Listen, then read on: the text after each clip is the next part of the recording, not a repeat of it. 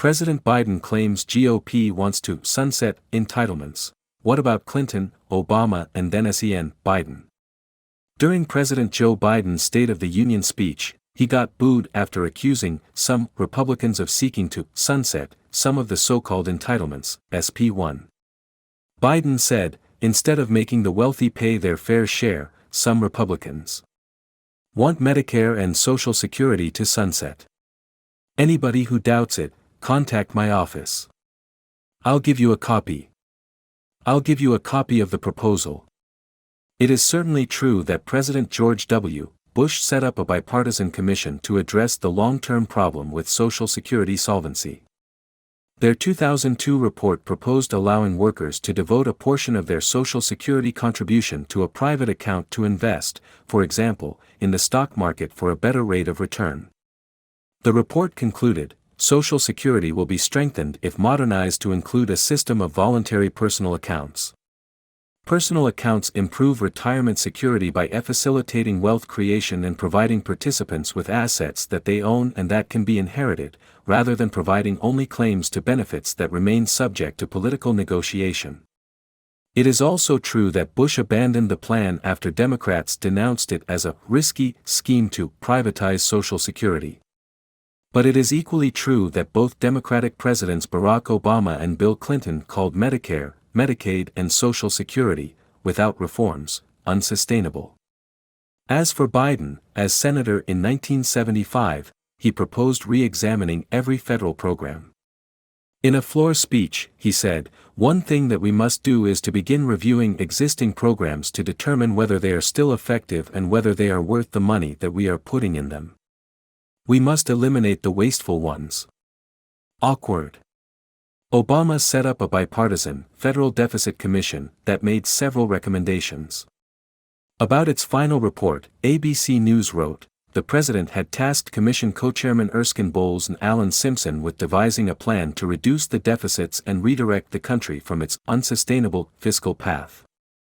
To dig the country out of debt, the plan put forth by the panel today calls for drastic changes such as raising the Social Security retirement age, making cuts to Medicare and doubling the federal gas tax. It made only minor changes to the earlier draft released by Bowles and Simpson last month. As for Clinton, he too set a bipartisan commission to tackle the entitlements problem. The federal government's Social Security website states, on November 5, 1993, President Bill Clinton, by Executive Order No. 12878, created the Bipartisan Commission on Entitlement Reform. The commission, which began work in February 1994, was co-chaired by Senators Robert Kerry, DNB, and John Danforth, RMO, SP2. The commission was comprised of 10 U.S. senators, 10 members of Congress, and 12 members of the public, along with a professional staff of 27. In their approach, the commission went well beyond the topics of Social Security and Medicare and lumped together everything that might be considered an entitlement, from welfare programs to the home mortgage interest tax deduction to the cost of federal civilian and military retirement. Its goal was to devise a package of proposals which would reduce the overall cost of all of these programs. The two co-chairs of the commission developed their own Social Security proposal, which featured raising the retirement age to 70, a cut in the Social Security payroll tax, with the money redirected into mandatory private accounts, and adopting price indexing, among other changes. This was perhaps the first advocacy of carve-out private accounts and of price indexing by a prominent mainstream group.